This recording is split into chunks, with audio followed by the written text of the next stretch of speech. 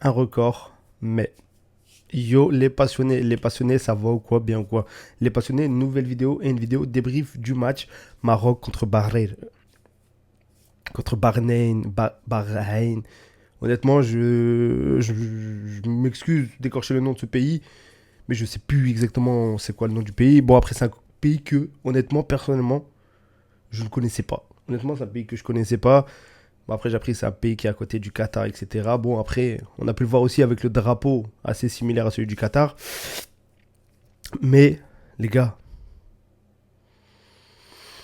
avant toute chose, avant de dire tout ce qu'il y a à dire, ouais, je vais peut-être pas tout dire ce qu'il y a à dire, mais les gars, n'hésitez pas, continuez à vous abonner.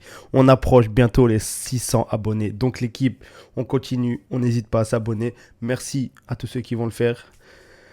Et en tout cas, merci à vous. L'équipe, on revient sur le match. Je vais dire la seule chose positive pour moi de la soirée, même si c'est pas un truc, voilà, qui à moi m'intéresse réellement, etc. Moi, le plus important, c'est ce qu'on va dire après. 15 victoires, t'égales le record de l'Allemagne, de l'Espagne. Bref, voilà. C'est un record, ça fait plaisir. 15 victoires d'affilée, etc. Ok. Mais bref, là-dessus, on va s'arrêter là. Comme je vous ai dit, moi, c'est pas un truc personnellement qui me hype totalement. Je préfère gagner des titres. Honnêtement, je préfère gagner des titres et je préfère, voilà, soulever cette coupe-là chez toi, à la maison. Mais honnêtement, avec le match que tu as vu contre cette équipe de Bahreïn, est-ce que vous pensez réellement qu'on est prêt pour cette coupe-là? Est-ce que vous pensez réellement? Est-ce qu'on est prêt? Déjà, quand tu vois le match, c'est un match, voilà, qui, honnêtement, pour moi, qui va pas te permettre à t'entraîner pour cette canne-là. Parce que voilà, c'est une équipe qui est 80 au classement FIFA. Une équipe, je ne connaissais même pas un seul joueur, les gars. Je ne connaissais même pas un seul joueur. Et même les clubs là où ils jouaient, je me suis renseigné un petit peu, je ne connaissais même pas. Donc pour moi, c'est pas un match voilà, qui t'aurait permis de t'entraîner pour cette canne. Bon, après, voilà, avec, on sait, Sénégal, Algérie, Tunisie, la plupart des pays africains qui auraient été bien d'affronter, la plupart, eux, ne s'étaient pas encore qualifiés pour la Coupe du Monde. Donc, voilà, ils ne pouvaient pas jouer. Eux, ils avaient des matchs officiels. Nous, on a été qualifiés, voilà. Donc, c'était un match amical. Et d'ailleurs, petite parenthèse, voilà, Maroc, Algérie, Tunisie, officiel en Coupe du Monde. C'est une première. Tout le Maghreb est qualifié. Donc voilà, il y aura forcément du chambrage, etc. Mais bref, ça, on en reviendra au au moment où il faut. Donc, en tout cas, là, le match que tu fais, même tu gagnes que 1-0 contre cette équipe. 1-0. 1-0. Dans le jeu, t'as bien commencé. Ça a bien commencé, voilà. T'as essayé de faire des trucs. T'as essayé de permuter, surtout entre Brahim Diaz, Hakimi. Voilà, on a vu des. Comment on appelle ça? Bref, je sais plus comment on dit ça, mais on a vu que les deux, voilà, se cherchaient et se sont beaucoup trouvés. On a vu Brahim Diaz tenter beaucoup de choses, ce qu'il ne fait pas au Real Madrid. Bon, après, au Real Madrid, c'est vrai qu'il joue pas beaucoup. Donc là, on l'a vu un petit peu en jambes, des fois un peu trop dans l'excès. Un peu trop dans l'excès pour moi. Voilà, il a trop voulu, des fois porter le ballon, etc. Il en faisait peut-être un petit peu trop. Mais au Real Madrid, déjà aussi pour en revenir à Brahim Diaz, pour moi, il devrait aussi jouer comme ça. Tenter, provoquer. Au Real Madrid, en fait, il est bloqué. Il est dans un moule. Il est formaté. Et là, avec le Maroc, voilà, il a pris la balle, il a pris des initiatives. Certains moments, ça allait, mais des fois, c'était un petit peu trop. Abdé aussi, sur l'autre côté, on l'a vu, match pas dégueulasse de sa part. Mais les gars, ce qui est chiant, en fait, c'est que contre une équipe, à chaque fois, en bloc bas. Après, c'est normal, eux, ils sont venus avec leurs intentions. Ils sont venus pour affronter le Maroc. Voilà, pour eux, voilà. Je crois que c'est le premier match dans l'histoire de Bahreïn et du Maroc qui s'affrontent. Donc eux, ils sont venus en bloc bas, ils se sont dit, voilà, c'est une grande équipe du Maroc, ce qui est tout à fait normal. Mais les gars, avec un bloc bas, comment c'est compliqué pour le Maroc? Comment c'est compliqué? C'est- Toutes les équipes que tu vas affronter en bloc bas, moi, ça me fait très peur. Parce que il n'y a pas de solution. Et le Regra Guibo, là, il faut arrêter au bout d'un moment à vouloir trouver des trucs, même à vouloir mettre Enesri à chaque fois, mettre Ayoub El Kaabi, je vais pousser un coup de gueule, il y en a marre, mais Igaman, je ne sais pas ce qu'Igaman lui a fait, les gars, mais pourquoi il le met pas? Il le met pas titulaire à son poste. Il faut se poser des questions au bout d'un moment, il faut arrêter, il faut arrêter. Est-ce que vous pensez vraiment que la CAN, là, au mois de décembre, le 18, je crois, est-ce qu'on est prêt?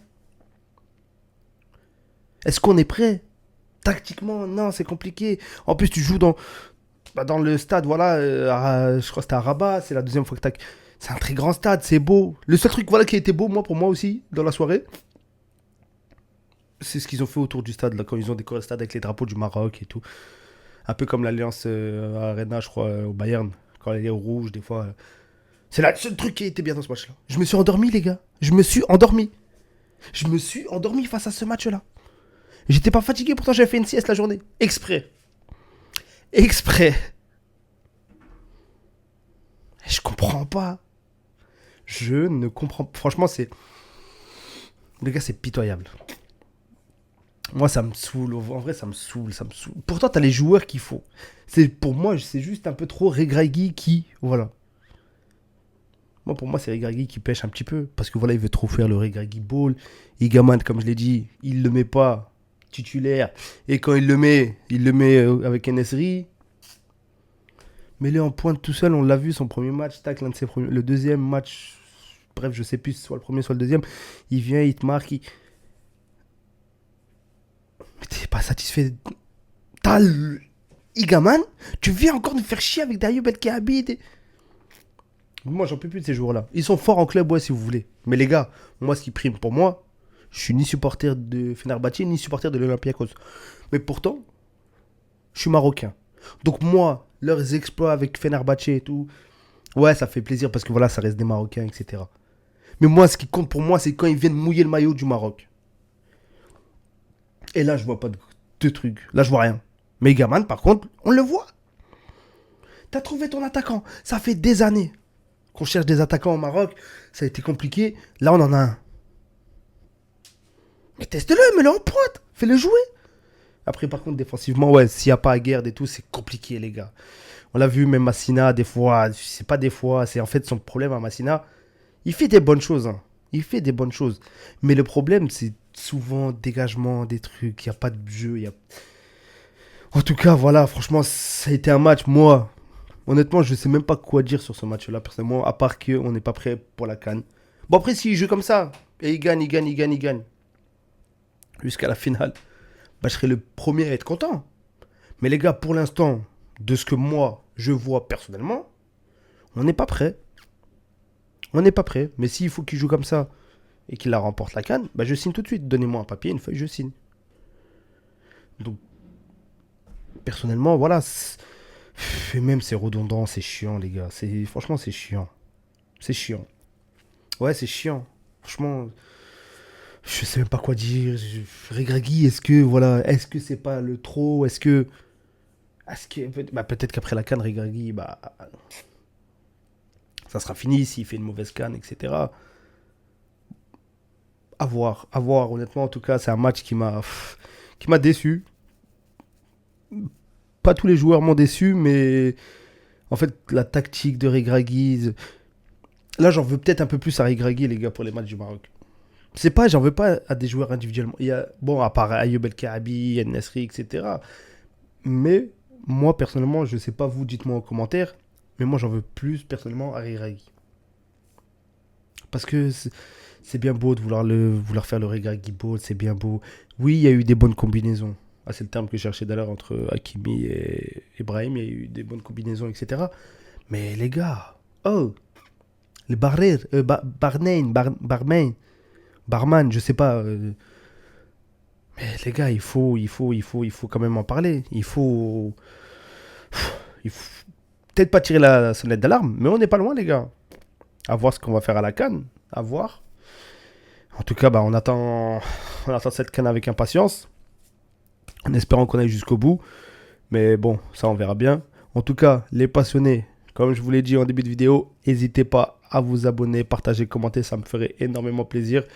Il y a des vidéos qui arrivent. Voilà, on va essayer de faire des vidéos sur l'analyse tactique du PSG, etc. On va revenir sur le match PSG-Barça aussi, peut-être en même temps. Il y a une FAQ aussi avec une journaliste très spéciale qui arrive. Donc, n'hésitez pas à vous abonner, à activer la cloche de notification, partager, commenter. Bref, vous connaissez la chanson. Sur ce, les passionnés, prenez soin de vous. Ciao.